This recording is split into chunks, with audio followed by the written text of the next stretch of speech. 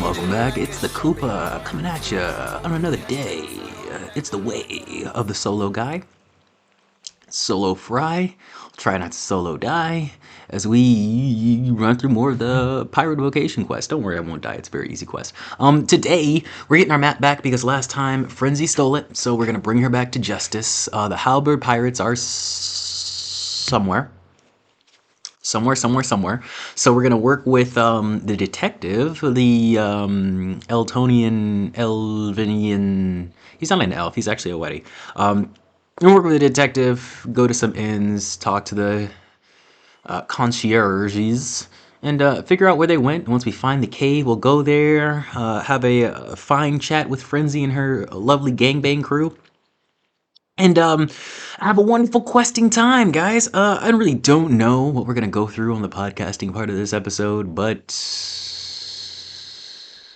nevertheless, we're gonna vibe through it. I suppose this is just gonna be some random tangent about whatever bullshit I can spring up on my mind that's in my notes or whatever. But I hope everybody's having a good whatever day I upload this on. I suppose as I start this off, I'll have a little bit of an appreciation post here. I don't know when I'm going to upload this, as I said literally 5 seconds ago, so I don't know if I'm still going to have the same amount of subs, but right now we are growing fast and steadily, hopefully not too fast for you. It's not too fast for me. I like this pace. I hope we go a little bit slower, actually, but right now we are 42 strong, and I just want to thank you all for being here, joining me in my little classroom area, my little humble abode, you know, just chilling here, talking in my room, giving off platitudes. I hope you all love the wonderful musics and mashups I've been making, because honestly, I do love everything about music, essentially. And it's one of those things where it's like, I knew I would always have like this elite level about me in music because it's something that I cannot stop doing and something that a lot of people in my life have showed me, let's call it appreciation for. And I don't want to go any further than that. But essentially, the music thing, I really hope you guys have been appreciating that too. It's something that I will always integrate in my life until the day I die. And yeah, the talking and the discussing my problems is more of a me thing. It's more of a catharsis for me, so I appreciate you guys not only allowing me to have this platform and be, you know, at least slightly heard. I don't need that big of a spotlight. But you know, just sticking around, enjoying the content, and enjoying the game as well. I feel like we have a lot of elite level thinkers here, and in my one hypothesis. I can talk, I promise. My one hypothesis, maybe I can't, you know, maybe this whole time I have not been in English. Okay, so my hypotheses on my community is that we are all deep thought, deep thinkers, you know, problem solvers, generally masculine individuals, maybe even a little bit of, elite narcissist, because I really don't get too many comments. I do get comments, but I don't get too many comments, which leads me to believe, and a lot of these are like discussion, open-ended, you know, videos, leads me to believe that one, either, you know, nobody's really watching them, which is fantastic. I love that. Please stop watching them and only watch the music. That's fantastic. Or, you know, we just have a lot of thinkers, a lot of people that just take thoughts in their mind and just, you know, I'm going to hold that. You know, this is a nice podcast. I'm going to see if I can change that in my life. And I think that's generally like the two ways in which people think. You know, it's a funny thing because I feel like most people who like argue in the comments forever, you know, are all like, no, my life is like this and I'm like this and blah, blah, blah, blah, blah, me. I feel like those people are like the least narcissistic, like involved people, you know, like they're not within themselves, you know, they have to constantly find some sort of external problem to you know, quote unquote solve thoughtfully in order to make themselves feel better. And I feel like, you know, just in general, I talk about not too many light topics. I usually get pretty heavy here with all the bullshit that I platitude on about, even though this is a funny little goofy kids game. But yeah, just the fact that there hasn't been too much discussion, once again, one of two reasons. It's probably mostly because, nobody watches this bullshit. But I will say, like I said before, man, less than a year ago, I had like less than like you could divide my subscribe count in by three actually, and that's actually kind of crazy. Like a 3 times boost in less than a year. That's kind of insane. And I know it's all gonna happen in one fell swoop, just like every blow up does. And that's kind of why I sort of stopped the channel very early on. I don't want to sound like a pussy, but I made a music video and it got a little bit more views than I'd care to, mention now. But I got a little embarrassed, I got a little embarrassed because I feel like it got too popular for what my mental was able to hold on to. So, I went on a little raid and then I deleted a bunch of videos, and then, the people who made the song or whatever actually came back and a reunion tour and started making music again, and they didn't really start making music. It was a weird thing. The whole name change. But essentially, as history should tell it, it's always been kind of a destiny for anybody who entertains to, always entertain. I've always been a cool, funny guy. Unless you actively suppress your nature, you're always going to be like a cool, funny guy who makes the cool, funny guy music. And I feel like we should stop downplaying our intuition and what we truly like to do. This is really not worth it in the end. What we're really doing it for is just these other people, and you're not going to live with other people for the rest of your life. I don't know if you know that, guys. I don't know if you know that, guys. Unless they're family, you really don't have to deal with them for, I don't know, any time at all, really. And the craziest thing about it is that, when you think you are, just when you think they're the most cemented person in your life, like there's no way they could ever possibly leave you, that's when they leave. 100%. And that's the problem with these horrible life models that we have with ourselves, guys. We don't recognize that that's what humans are supposed to do.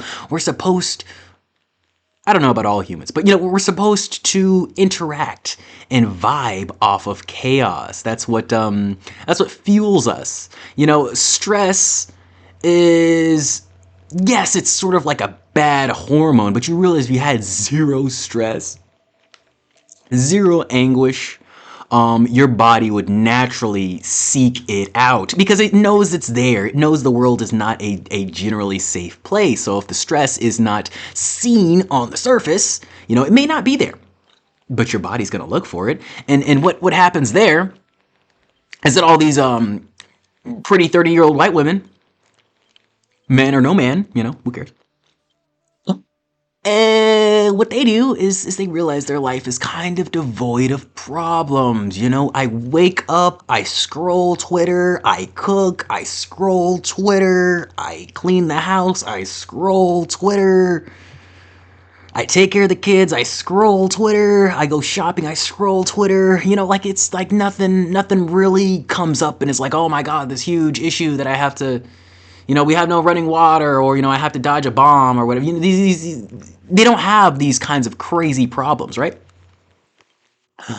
And so the body's going to naturally seek out stress, and then we get horrible things like collective shout coming on, and then the Karens, and then all this stupid shit about people in body cam videos of politicians crashing out at the club and all this shit because they... And sometimes, I'm not going to say this is everyone, they do this heinous bullshit to other people and get zero consequences because that's just the day and age we're in, guys. It doesn't matter the actual facts of the situation, and that's how the law works, which is why I really don't care too much for the law. I think the legal system is pretty damaged as well because I would love to go to jail. I've been to a psych ward before. It was pretty fun, pretty good. The food was terrible, so I'm supposing jail would be kind of the same way, and I am fucking sick of paying rent. I am sick of having to deal with people. So honestly, it really wouldn't be too bad. Just throw me in solitary confinement. So for someone like me who has literally, like no... Oh. I saw the train. I saw the train. Look, there goes the train police trying to get me right now.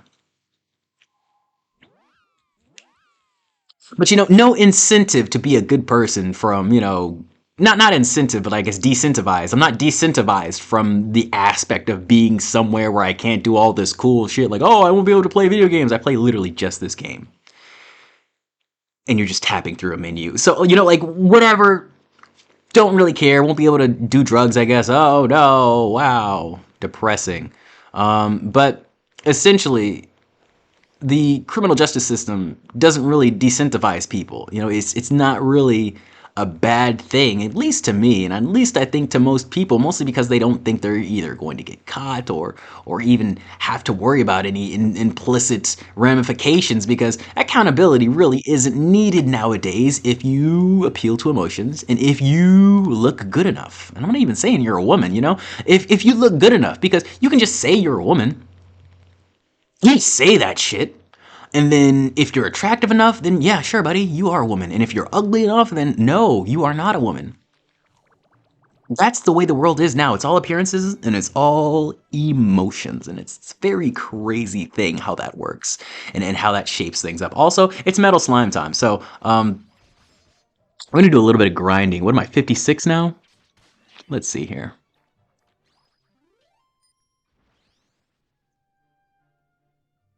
Okay. Okay, so just a little bit, of grinding. I think I got a few levels. Let me check and see what level I am, because I actually have no idea, if I'm being completely honest. I think I maybe might have gotten like a few. Oh. Good yawn there, good yawn there. But anyways, we've made it to the Halberd Pirates, just chilling, having a drink.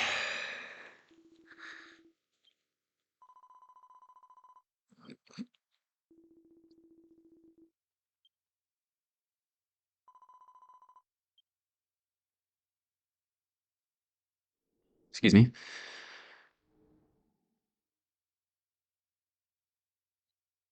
You see, the funny thing about the legal system and the due processes is that if you just want to go off sort of like feelings and emotions, a lot of people can be proven for crimes that they didn't do. Um, and then on that same respect, a lot of crimes can be proven guilty even if, they may have plausible deniability if we did, feelings, which is good because sometimes that plausible deniability helps criminals get away with some heinous shit. This is the end of August when I'm recording this, so we just had that horrible Black Mirror episode in real life on Kick. That was fucking crazy.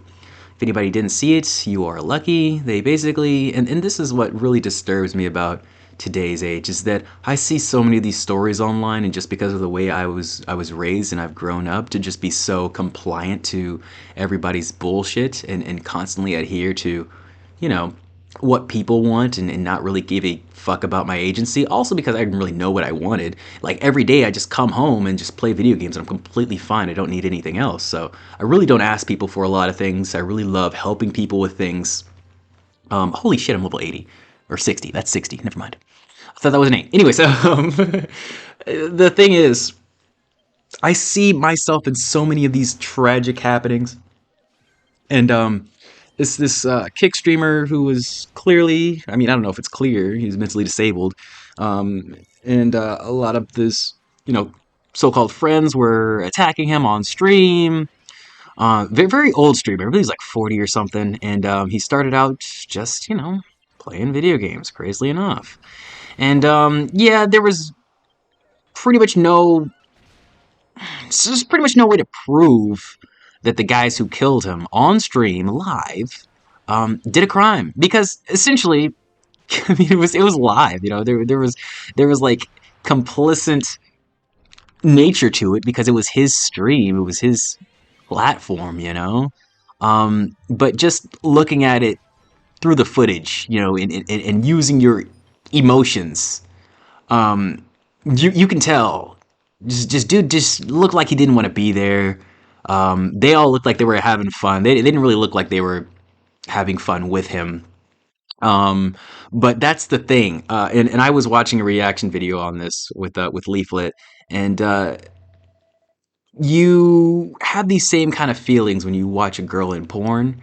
That it's like, if you really look in their face, it's like, do they look like they're loving it? I feel like they have to do these crazy expressions and sounds just to convince us that they do. It's more of like a performative act. You know, it's the same thing in Japan where they have to have all the girls do the, no, don't do this. Same thing, you know, could you really think in Japan all the girls hate it? Probably not. You really think in America all the girls love it?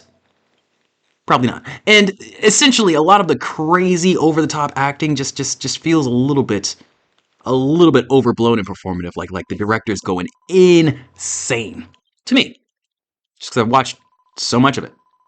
And this is not even me being, porn negative or whatever. I'm just saying this is probably me being violence positive. If we can watch a girl abuse and fuck over herself for money, I don't see why we can't watch a guy have other guys kill him for money.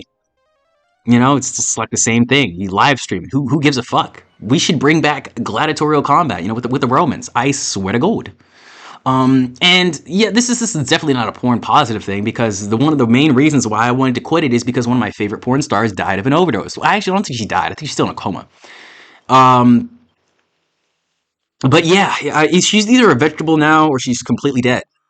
Because of, porn. And this is a lot of the porn stars that I like to watch back in the day, back in my childhood. Most of them are fucking dead. And I don't like the feeling. Like it would be better if, like, one of my hobbies or one of my pastimes that I use to relieve stress, it would make me feel better, I suppose. If it didn't explicitly lead to the people that I'm, like, deriving extreme pleasure and dopamine off of dying from that same reason. It's like I'm actively sucking their life force. And yeah, of course women actively suck our life force, but that's not, like, let's not do it back to them as a fucking punishment. Like, it doesn't make sense. It doesn't make sense. And so yeah, the with the streamer situation, it's really disgusting. It's really heinous. But like most things, unless you make the argument through feelings, there's no real way to prove it. There's no real way to get down to brass tacks and say, these guys need to go to jail. And I'm like, this is one of the main reasons why I didn't want to do this whole video gaming thing, because it can always go like what are you willing to do for views? It can always go further. It can always go crazier. It can always get wilder with the way people look at you. And insanity is doing the same thing and expecting different results. So I tend to look at a lot of the mistakes that are made throughout the gaming, circle, and just hope not to make the same mistakes.